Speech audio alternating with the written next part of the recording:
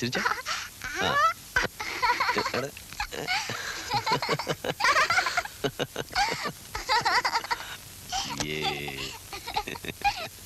എന്താ അച്ഛനും മോളും കൂടെ ചിരി?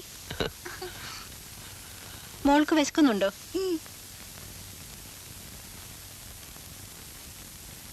വാ മോളെ, കൈ മുഖം കഴുകിച്ചു മതി.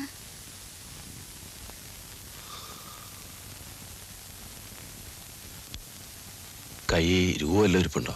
എന്തിന്? എത്ര വേണം? അമ്മയ്ക്കും മോക്ക് ഊണ് വാങ്ങി കൊടുക്കണം. എൻ്റെ കയ്യിലൊന്നുമില്ല. പോലീസുകാരോട് ഇതിനൊക്കെ എങ്ങനെയാ ചോദിക്കുന്നത്?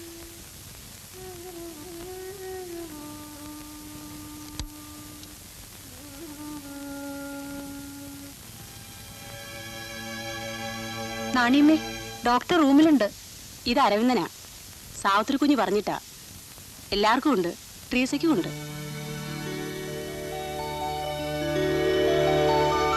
ഡോക്ടർ ഊണ് കഴിച്ചോ? ഇല്ല, വീട്ടിൽ വന്ന് കഴിച്ചോളാന്ന് പറഞ്ഞു. ഞാൻ അങ്ങോട്ട് ചെല്ലട്ടെ.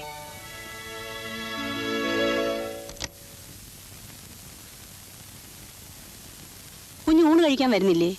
ഇല്ല, നിങ്ങൾ പൊയ്ക്കോളൂ. വിശപ്പില്ലേ? ഇല്ല, നാണിയമ്മ പൊയ്ക്കോളൂ.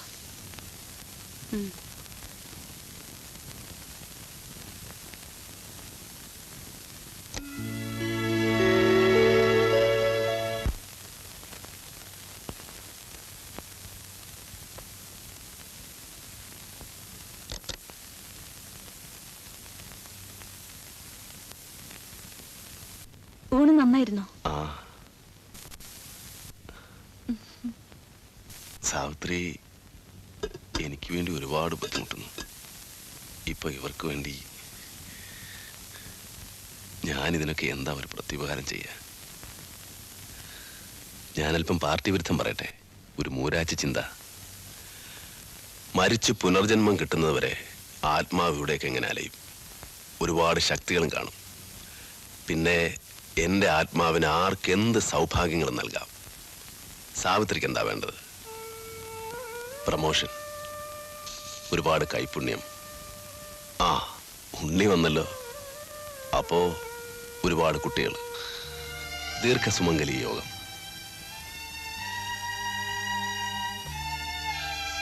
ട്രീസയ്ക്ക് എന്താ വേണ്ടത്?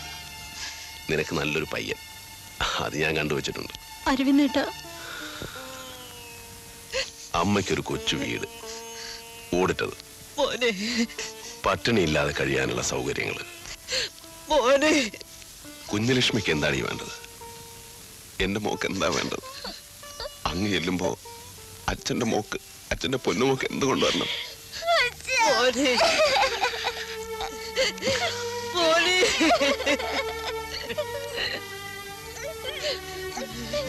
എന്റെ പൊന്നുമോളെ,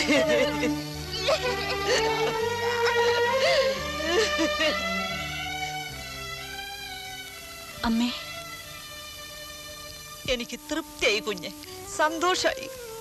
നല്ല ജീവനോടെ ഞങ്ങൾക്ക് അവനെ ഒന്ന് കാണാൻ കഴിഞ്ഞല്ലോ. ചെയ്ത തെറ്റിനൊക്കെ അവൻ ശിക്ഷ അനുഭവിച്ചു.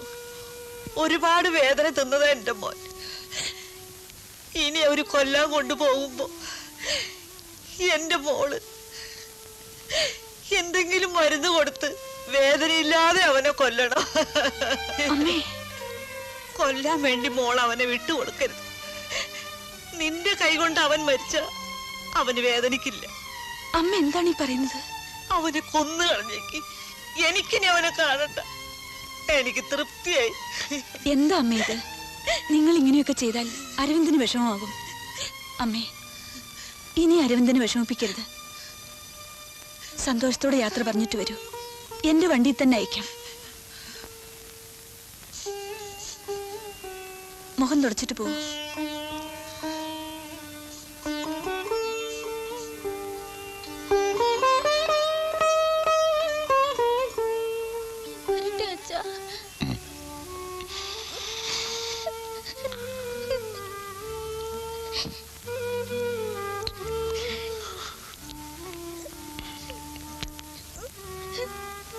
പോട്ടെ മോനെ.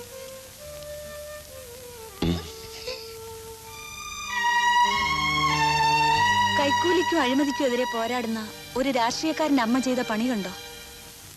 ഇതിനു മുൻപൂടെ വന്നപ്പോൾ എനിക്ക് തന്ന കൈക്കൂലി. നേരാണോ അമ്മേ? അങ്ങനെ നല്ല പിള്ള ചമയൊന്നും വേണ്ട. അന്ന് കൊണ്ടുവന്ന ഏത്തപ്പഴവും മാമ്പഴവും ഒരെണ്ണം പോലും എനിക്ക് തരാതെ എല്ലാം തിന്ന് തീർത്തില്ലേ? പോട്ടെ മോനെ.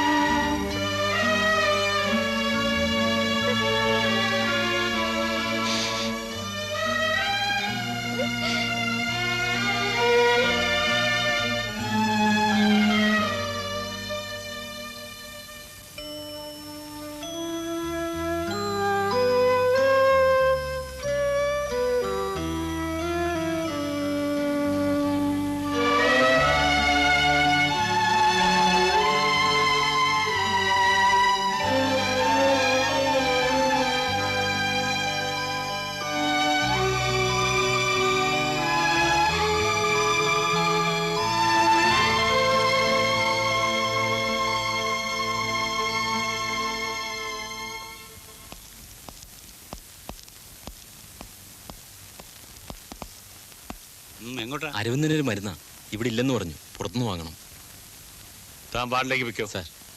ആ വേണു, 5-ാം വാർഡിലെ ജെയിംസിന്റെ പ്രഷർ ഒന്ന് ചെക്ക് ചെയ്തേക്കും. ഡോക്ടർ, ഇതൊരു ടോണിക് അല്ലേ? അതെ, ബി കോംപ്ലക്സാ, ഇവിടെ ഇല്ല. എന്തിനാ ഡോക്ടർ ഈ ടോണിക്കും കരിങ്കനും രസായനവും ഒക്കെ? അയാളെ എന്താ ഗുസ്തിക്ക് കൊണ്ടാൻ പോകുന്നു? ഒറ്റ നോട്ടത്തിന് അരവിന്ദന് ഇപ്പൊ കുഴപ്പമൊന്നുമില്ലല്ലോ. എന്നിട്ടും അയാളെ ഡിസ്ചാർജ് ചെയ്യാൻ നിങ്ങൾക്ക് എന്താ ഇത്ര ബുദ്ധിമുട്ട്?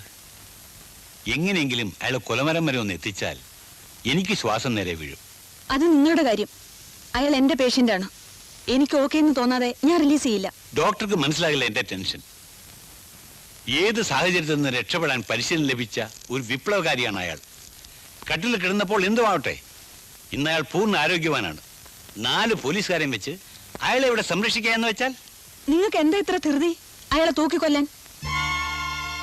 ഒരു ശവത്തിന് തുല്യം കുത്തിക്കേറി ഇവിടെ കൊണ്ടുവന്ന ആ മനുഷ്യനെ ഈ തരത്തിലാക്കിയത് ഞാനാ. താൻ രക്ഷപ്പെടുത്തിയ ഒരു രോഗിയെ കൊല്ലാൻ വിട്ടുതരണമെന്ന് പറഞ്ഞാൽ ഏത് ഡോക്ടറിന്റെ മനസ്സ് വേദനിക്കും. അത് നിങ്ങൾക്ക് മനസ്സിലാവില്ല. നിങ്ങൾക്ക് അയാളോട് പേഴ്സണൽ വിരോധമൊന്നും ഇല്ലല്ലോ. എനിക്കുണ്ടായിരുന്നു.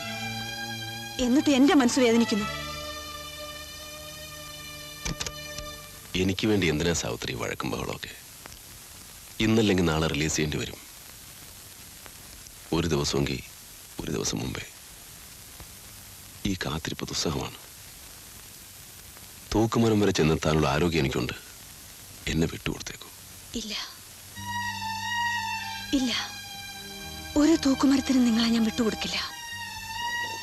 ഒരാരാച്ചാർക്കും കൊല്ലാൻ ഞാൻ അരവിന്ദനെ വിട്ടുകൊടുക്കില്ല. ആർക്കും കൊല്ലാൻ വേണ്ടിയല്ല ഞാൻ അയാളെ രക്ഷപ്പെടുത്തിയത്. ഞാനത് സമ്മതിക്കില്ല. കൊച്ചമ്മേ, അരവിന്ദൻ പറഞ്ഞത് ശരിയാ. ഇന്നല്ലെങ്കിൽ നാളെ അയാളെ വിട്ടുകൊടുക്കേണ്ടി വരും. ഉടനെ എന്തെങ്കിലും ചെയ്തില്ലെങ്കിൽ ചിലപ്പോ വൈകിപ്പോവും. എന്തെങ്കിലും എന്ന് പറഞ്ഞാൽ? എന്തും എങ്ങനെയും. ഞാൻ ഒറ്റയ്ക്ക് വിചാരിച്ചാൽ ഒന്നും ചെയ്യാനാവില്ല. നിങ്ങൾ രണ്ടുപേരും എൻ്റെ കൂടെ ഉണ്ടാവണം.